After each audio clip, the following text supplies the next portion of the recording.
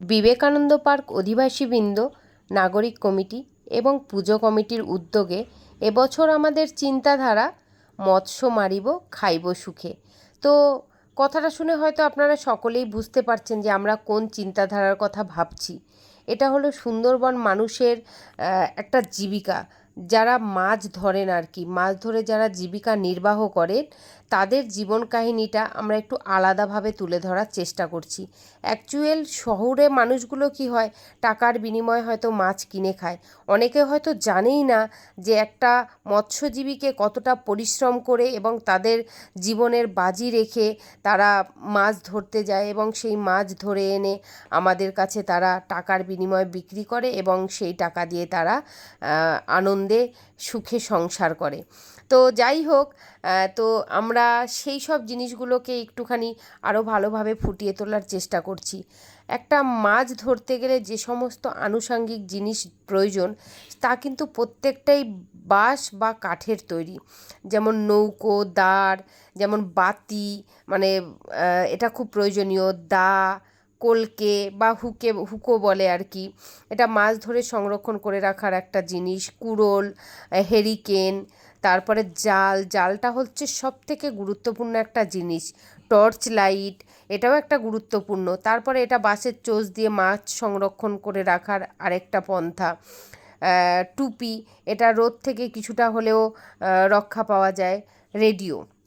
রেডিওটা হলো আমাদের সবথেকে গুরুত্বপূর্ণ একটা জিনিস সে সময়কার মৎস্যজীবীদের, বিশেষ করে তারা কিভাবে দূরাভাষের খবর পেত যে কোথায় কোথায় কখন ঝড় বৃষ্টি ঘূর্ণিবাত হচ্ছে। তো তার জন্য কিন্তু রেডিওটা ভীষণভাবে গুরুত্বপূর্ণ। এখানে যে শিল্পীরা রয়েছে এবং শিল্পীদের যে সহকর্মীরা রয়েছে, তারা কিন্তু সকলেই একদম উঠে পড়ে লেগেছে। কেন কি, পুজোর আর হাতে গোনা মাত্র কয়েকটা দিন। তো সেই জন্য কিন্তু কাজটাকে খুব তড়িঘড়ি করার চেষ্টা করছে এবং আমরা নাগরিকবৃন্দ এবং পুজো কমিটির সকলেই কিন্তু ভীষণভাবে আশাবাদী যে কবে আমরা কাজটা পুরো সম্পূর্ণরূপে দেখতে পাবো। তো খুব তাড়াতাড়ি, আর মাত্র কয়েকটা দিন বাকি। তো আরও অনেক কিছু ছোট্ট ছোট্ট গল্প, এই যে মৎস্য মারিব খাইব সুখে, এই চিন্তাধারাটা কেন এলো বা কোথা থেকে এলো, এইগুলো কিন্তু আমার থেকে আরও বেশি যারা শিল্পীরা রয়েছে তারা কিন্তু আরও বেশি ভালোভাবে বলতে পারবে।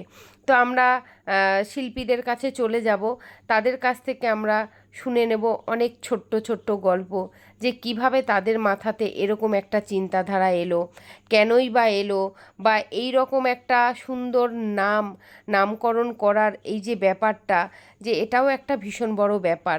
তো যাই হোক, সেটা শুনে নেওয়ার আগে আরেকটু কথা আমি বলে নিই যে আমাদের আজকে ভীষণ আনন্দ হচ্ছে, আপনারা দেখে বুঝতে পারছেন। আর এবার শিল্পীদের কাছ থেকে শুনে নিই বাকি কথা। আমাদের চিন্তা ভাবনা হচ্ছে মাছ। মাছ মানে বাঙালি, বাঙালির তো একেবারেই পাতেই তো শুরু হয় মাছ দিয়ে। সেই মাছ নিয়েই ভাবনা চিন্তা। এই যে মৎস্য মারিব খাইব সুখে, যে মৎস্য মারিব খাইব সুখে, যারা মাছ ধরছে তারা কিন্তু মাছ খেতে পায় না।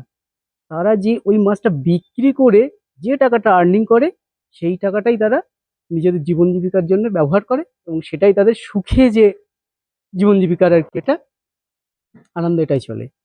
আর সেই সঙ্গে যে আমাদের সুন্দরবনের যে ম্যানগ্রোভ, তারপরে নদী নালা, একেবারে তো ভাটির দেশ। বাংলাদেশের পাশেই তো আমাদের ধরো ওয়েস্ট বেঙ্গল।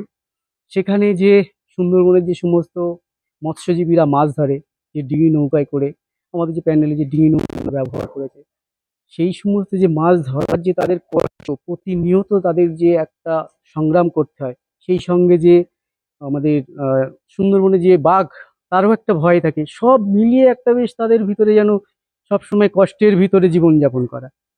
সেই জায়গাটা আমার বাড়ি যেমন সুন্দরবন।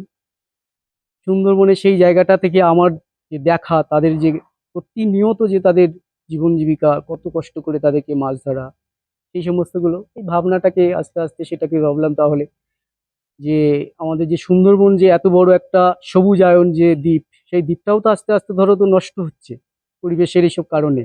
সেই সমস্তগুলোতে যদি সাধারণ মানুষ, এই যে দুর্গা উৎসবটাকে ভীষণভাবে এখন একটা সবার ঘরে ঘরে পৌঁছে গেছে, সেখানে এখন সেই থিমের প্যান্ডেল চলে এসছে। সেখানে আমার সেই চিন্তা ভাবনা, আমি বলি না, আমার সঙ্গে রাজ আছে, আমার এই সহকর্মী, আমরা দুজনেরই চিন্তা ভাবনা। সেখানে সেটাই ভাবলাম যে তাহলে আমাদের এই মৎস্যজীবীদের ওপরে মনে হয় তুলে ধরলাম যে মৎস্য মারিব খাইব সুখে, তাদের জীবন জীবিকাটা উঠে আসলো।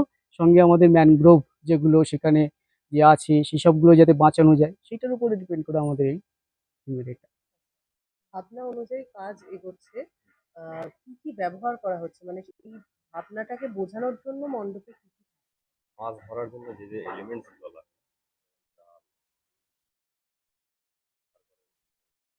তারপর যে মাছ ধরার মাছের জালের যে ওয়েটটা নেওয়া হয়, জাল কাঠি, নৌকা, দাঁড়,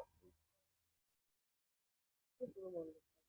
আচ্ছা, তারপরে যে আপনার জেলেদের যে নৌকায় যে ডিঙিতে যে তা, নৌকা, হারিকেন, এগুলো যে থাকে মাছ ধরার যে জন্য যা যা দরকার তাদের, এই জিনিসগুলো আর প্রতিমার মধ্যে কিরকম? তার মধ্যে একটি গ্রামের আদল থাকে। যেহেতু আমরা গ্রামের সুন্দরবন বলে না, শুধু টোটাল গ্রাম জীবন থেকেই তো আসে মৎস্যজীবীরা। তো প্রতিমাকে ওই মানে গ্রামের মেয়ে একদম ওইভাবেই থাকে। বললাম। রাজনারায়ণ হালদার। অনুপম বর্মন। অসংখ্য ধন্যবাদ বিবেকানন্দ পার্ক পুজো কমিটির তরফ থেকে অনুপম দা এবং রাজদাকে যে এত সুন্দর চিন্তাধারাটাকে এত সুন্দরভাবে ফুটিয়ে তোলার জন্য, যেখানে তারা প্রাণপণে চেষ্টা করছে যে এই চিন্তাধারাটাকে আরও বেশি ভালো করে তুলে ধরার জন্য, যাতে সবাই দেখে বলে যে না সত্যি একটা সুন্দর চিন্তাধারা করেছে। তো এই চিন্তাধারার পেছনে যেরকম পুজো কমিটির সদস্যরা রয়েছে, সেরকম কিন্তু এখানে যে শিল্পীরা রয়েছে এবং শিল্পীদের কর্মকর্তারা রয়েছে তাদেরও কিন্তু কোনো অংশেই কম যায় না। তো এখানে সবথেকে বড় কথা এই যে অনুপম দা, তার বাড়ি অ্যাকচুয়াল হচ্ছে সুন্দরবন এলাকায়। তার ছোট থেকেই স্বপ্ন ছিল একটা, যে আমি কোনো দিন যদি একটা কোনো প্ল্যাটফর্ম পাই সেখানে আমি এই চিন্তাধারাটাকে ফুটিয়ে তুলব। তার বাড়ির সকলেই নৌকো বানাতেন, মাছ ধরতে যেতেন, এই ব্যাপারগুলো তার বাড়িতে ছিল। ছোট থেকেই তার মনের মধ্যে একটা সুপ্ত আশা আকাঙ্ক্ষা ছিল, সেটা আজকে ফুলফিল হতে চলেছে। তার তো আনন্দ আছেই, তার সাথে আমাদের সকলের আরও বেশি অনেক অনেক আনন্দ হচ্ছে যে এবছর আমাদের রজত জয়ন্তী বর্ষ পদার্পণ করতে চলেছি, সেটাও একদম সফলতার শিখরে পৌঁছে গেছি। সত্যিই ভীষণ আনন্দ। আর আপনাদের সকলকে জানাই অনেক অনেক শুভেচ্ছা, ভালোবাসা। আপনারা অবশ্যই আসবেন, কেমন লাগলো অবশ্যই জানাবেন। Thank you so much.